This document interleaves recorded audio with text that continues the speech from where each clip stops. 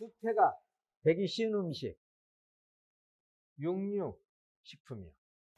당질식품, 단순당, 유해균, 부패균의 먹이가 돼요. 단순당 식품은 뭐냐? 밀가루로 만든 모든 식품들, 백미를 가공해서 만들어진 것, 누룽지, 떡, 밀가루는 면, 빵, 설탕, 조청, 꿀. 소화기관이 극도로 쇠약해졌을 때 우리가 결국 음식을 먹는다는 것은 최종적으로 소화기관에서 단순당으로 만들어서 우리가 에너지 태워지기 전 단계가 단순당이에요. 근데 소화력이 떨어져 있으면은 또 몸이 극도로 체력이 떨어져 있으면 소화 에너지가 약하기 때문에 이 단순당을 만들어내지 못해요. 그럴 때 꿀이나 조청이나 설탕을 먹어주는 거 또는 누룽지, 죽 이런 걸 먹어주는 것은 일시적으로 도움이 돼요. 그래서 어느 정도 소화기관이 우리 몸이 체력을 회복을 해요. 근데 계속 이렇게 주게 되면은 문제가 발생을 해요. 이제 보강이 되고 다시 이러한 것들을 줄여야 돼요. 이제 우리가 직접 설탕이나 조청이나 꿀은 뭐냐면은 자당이라고 그러죠. 과당과 포도당이 섞여 있어요. 설탕은 포도당이 2개 섞여 있는 거고, 조청은 단순당, 즉 포도당이 이렇게 형태로 있는 거고, 설탕은 완전히 정백된 거고, 정제된 거고, 조청은 덜 정제된 거고, 있는 그대로 통째로 다려진 거죠. 커피숍 가면은 시럽이 해가지고 짜서 커피에 타먹는 거. 그건 옥수수 전분에서 과당을 인위적으로 만들어서 해놓은 거예요. 무지무지 해로운 거예요. 설탕보다도 훨씬 해로운 거예요. 그거 먹으면 즉시 중성지방으로 돼요. 즉시 중성지방으로. 조청은 완전히 정제되진 않아죠. 조청은 정제되지 않는 거예요. 예를 들어 참기름이 있어요. 참기름을 짜와요. 그래서 냉장고에 넣어놓고 참기름은 냉동 보관할 때 1년도 가요. 이게 참기름이에요. 가만 놔두면은 가라앉아 있어야 돼요. 근데 마트에서 판 것은 이것을 전부 걸러버려요. 여기에는 오메가 지방산만 있어요. 여기에는요, 비타민과 기타 여러 가지 미네랄과 여러 가지 식물이 갖고 있는 내재 영양소들이 있어요. 이걸 걸러버리는 거예요. 이것까지 이렇게 있는 거, 방앗간에서 짠 기름을 조청이라고 보시면 돼요. 가라앉아서 여기 맑은 것만 가져오는 것을 설탕이라고 보면 돼요. 설탕보다는 조청이 훨씬 낫죠. 조청 매결, 이걸 물엿이라고 그러죠. 그래서 극도로 피로하고 과로해서 힘이 없어요. 체력이 너무 소모가 심해요. 일사병이나 열사병이 걸려 있어요. 그럼 사람이 기력을 찾지를 못하죠. 이때 이걸 넣어주면 돼요. 직접 혈관에 넣어줘요. 포도당 주사라고 그래요. 설탕이나 조청, 꿀, 이게 우리 몸에 체력이 떨어지는 사람들한테는, 소화력이 떨어지는 사람한테는 이게 우리 몸에서 이걸 전부 다 음식 속에서 최종적으로 이걸 만들어야 되거든요.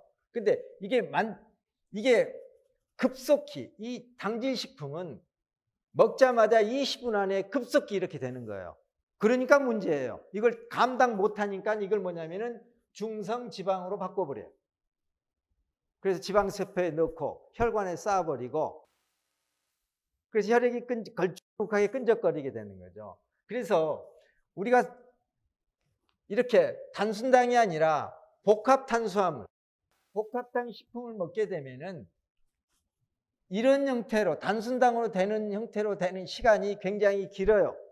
그렇기 때문에 서서히 들어오는 것들 우리 몸에 충분히 우리 몸에서 그것을 처리를 할 수가 있는 거예요. 식후혈당이 급상승. 근데 복합당 식품은 이렇게 완만하죠. 단순당, 즉 포도당을 석물로 섞는 거, 요게 포도당 주사예요. 그러니까 소금물에다가 꿀을 섞어요. 그래 마셔요. 그게 마시는 포도당 주사. 극도로 몸이 체력이 떨어져 가지고 거의 뭐 이렇게 비몽사몽 할 때 세포들이 이걸 충분히 소화해낼 수 있어요. 많은 양이 들어오는 게 아니기 때문에. 소금물, 즉 미네랄이 없이 들어오게 되면은 이 단순당을 처리할 때 미네랄이 필요하거든요. 근데 한꺼번에 들어오기 때문에 간에서 보유하고 있는 이 미네랄이 갑자기 많이 들어오는 당을 다 처리를 못해요. 그러니까 문제가 생기는 거예요, 이제. 천천히 들어오면은 혈액을 통해서 계속 세포가 미네랄을 공급받기 때문에 이걸 처리를 하는데 일시적으로 한꺼번에 들어오기 때문에 그게 뭐냐면 당화라고 해요. 당화. 그걸. 그래서 당뇨가 혈액 속으로 우리 몸에 처리할 것 이상으로 한꺼번에 들어오게 되면은 적혈구가 이 당하고 엉켜 붙어버리죠. 그래서 우리가 음식을 먹을 때는 단순당에 가까운 식품을 먹을수록 음식을 더 짜게 먹어야 돼요. 발효가 되기 쉬운 음식들이 뭐냐면 아까 말씀드렸듯이 복합탄수화물 식품, 채소, 나물류. 복합탄수화물 식품을 안 먹기 때문에 장이 너무 자극을 못 받아 있어요. 그래서 인위적으로 자극을 받게 해주는 거. 그리고 지나치게 한꺼번에 들어온 당지식품과 한꺼번에 들어온 육류식품, 즉 육식에 들어있는 과도한 육식 지방들, 이것들을 흡착해서 빠져나가게 해주는 거. 장벽을 자극하면서, 그리고 장의 연동인들 아니라 아까 같이 장의 이 세 가지 운동을 자극해 주는 거. 그러면서 장벽의 찌꺼기 노폐물을 빼서 장 속에서 이 찌꺼기들을 계속 흡수해 가지고 빠져나가 버리는 그런 것들로 만들어진 식품이 바로 시원장이라는 게 있는 거예요. 시원장에는 따뜻한 성질과 찬 성질을 이렇게 포함된 17가지 이상의 식물 추출물과 분말로 되어 있어요. 그리고 3종의 유산균, 또 해조류에서 추출한 해조칼슘, 비타민 D3, 비타민 E 등 이런 것들이 배합되어 있어요. 조화롭게. 그래서 장의 습관성을 일으키지 않고 꾸준히 오히려 먹어줄 때 장이 오히려 장의 에너지가 회복되는 거. 성질나 있던 장이 성질을 풀게 해주고요. 질식 직전에 있던 장들한테 다시 호흡을 주는 거. 그게 시원장이에요.